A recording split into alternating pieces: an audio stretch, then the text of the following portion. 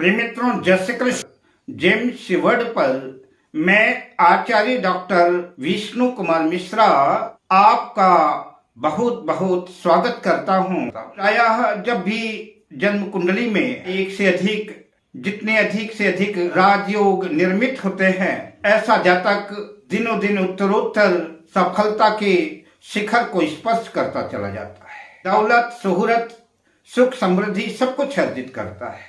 आज हम इस वीडियो पर राजयोगों की श्रृंखला से हट करके कुछ विशिष्ट राजयोगों की चर्चा करूंगा। आज मैं मेष लग्न की जन्म कुंडली में बनने वाले कुछ विशिष्ट राजयोगों की चर्चा आपके समक्ष करूंगा। पर मैं विषय क्रम में आगे बढ़ूं उससे पहले आपसे आग्रह, अगर आपने अभी तक हमारे इस चैनल को सब्सक्राइब नहीं किया है तो प्लीज चैनल को सब्सक्राइब करें, साथ ही नोटिफिकेशन बेल को भी प्रेस कर दें।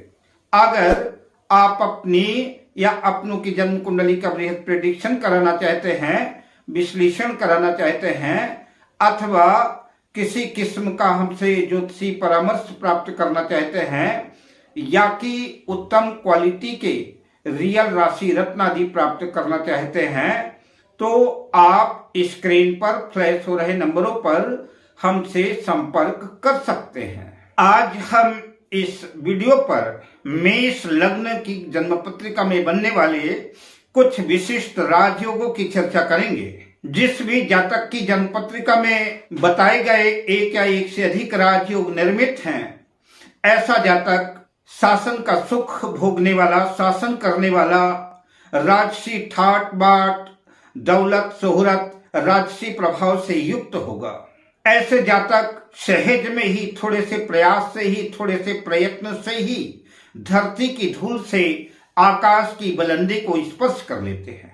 आज मैं मेष लग्न की जन्म पत्रिका में बनने वाले इन्हीं विशिष्ट राजयोगों की चर्चा करूंगा। जिस भी जातक की जन्म पत्रिका में ऐसे राजयोग बने हैं, वह बेशक सामान्य से सामान्य परिवार में भी पैदा हुआ हो, किंतु उन राजयोगों के प्रभाव से उच्च पदाधिकारी, उच्च पदों पर आसीन होकर के या कि राजनीति के क्षेत्र में विशिष्ट सफलता अर्जित करके अपने कुल, परिवार, खानदान का नाम रोशन करेगा, दौलत, शोहरत सब कुछ अर्जित करेगा। आइए कुछ महत्वपूर्ण अनुभूत राजयोगों की चर्चा हम आपके समक्ष करते हैं। मेष लग्न की जन्म पत्रिका हो, पंचम भाव में सिंह राशि में अगर देवगुरु बृहस्पति स्थित हैं और जन्म पत्रिका के द्वितीय भाव वृषभ राशि में चंद्रमा स्थित है और लाभ भाव एकादश भाव कुंभ राशि में शनिदेव स्थित हैं और तृतीय भाव पराक्रम भाव में मिथुन राशि में बुध स्थित हो। किंतु देखना यह होगा कि जन्म पत्रिका में बुध अस्त ना हो और वृश्चिक राशि अष्टम भाव में मंगल स्थित हो, या कि मंगल दशम भाव में स्थित हो, या फिर मंगल लग्न में स्थित हो। जिस जातक की जन्म पत्रिका में ऐसा योग संयोग अगर बनता है, ऐसा जातक निश्चित रूप से किसी न किसी आयोग का अध्यक्ष होता है, या तो मंत्री या मिनिस्टर होता है, अथवा किसी न किसी उच्च पद पर, सरकारी ओहदे पर पदस्थ होकर के शासन सत्ता संभालता है। और ऐसे जातक का पूरा जीवन राजसी ठाट बाट, हुकूमत के साथ, दौलत, शोहरत, सुख, समृद्धि, सारे लग्जरी साधनों के साथ ऐसा महान राजयोग जिस भी जातक की जन्म कुंडली में होता है, वह निश्चित रूप से अत्यंत सौभाग्यशाली माना जाएगा।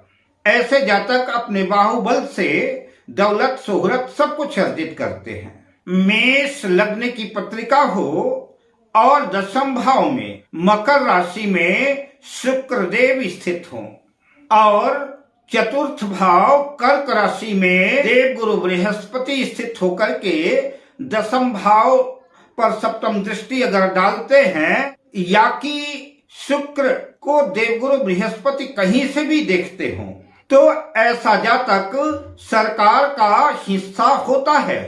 ऐसा जातक सरकार में शिक्षा मंत्री या शिक्षा विभाग से संबंधित महत्वपूर्ण पदों पर पदस्थ होता है। अगले सूत्र की चर्चा करूं तो मेष लग्न की जन्म कुंडली हो और लग्न में ही मंगल और गुरु की युति हो, ऐसा जातक उच्च पदों पर पदस्थ होता है, शासन करने वाला होता है। कई बार ऐसे जातक विदेश मंत्री, गृह मंत्री आदि प्रमुख पदों पर सुशोभित होते हैं।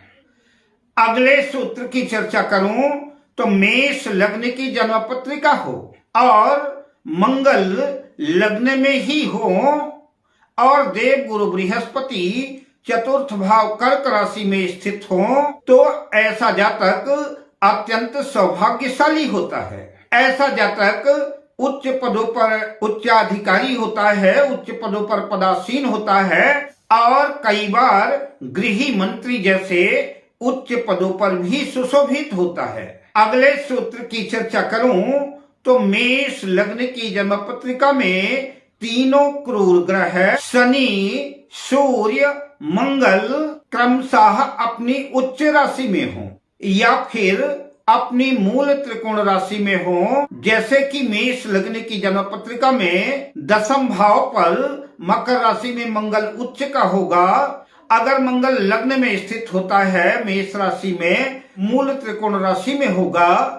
इसी तरह से सूर्य अगर लग्न में स्थित होता है तो अपनी उच्च राशि में होगा और अगर मेष लग्न की जन्म पत्रिका में सूर्य पंचम भाव में स्थित होता है तो मूल त्रिकोण राशि में होगा।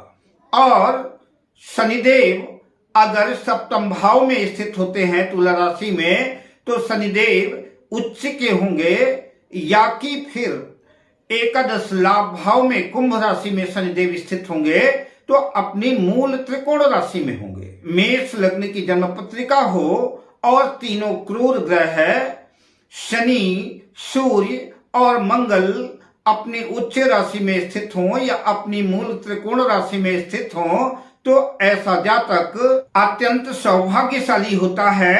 और संयोग से अगर नवम भाग्य भाव पर देवगुरु बृहस्पति स्थित हो तो फिर बात सोने में सुहागे की हो जाएगी।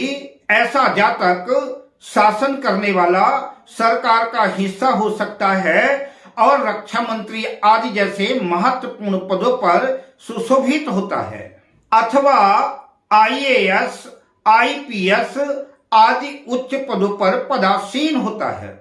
मेष लग्न की जन्म पत्रिका हो और लग्न में देवगुरु बृहस्पति स्थित हो, चतुर्थ भाव कर्क राशि में चंद्रमा स्थित हो और दशम भाव मकर राशि में शुक्र स्थित हो तो ऐसा जातक उच्च पदों पर पदासीन होता है। ऐसा जातक उच्चाधिकारी होता है, शासन सत्ता को संभालने वाला भी हो सकता है या ऐसे जातक की राज सत्ता में पकड़ होती है। इस तरह से हमने मेष लग्न की जन्म पत्रिका में बनने वाले कुछ विशिष्ट राजयोगों की चर्चा आपसे की। अब मैं आपसे लेता हूं विदा। मिलता हूं अगली वीडियो में शुभकामनाओं के साथ। जय श्री कृष्ण।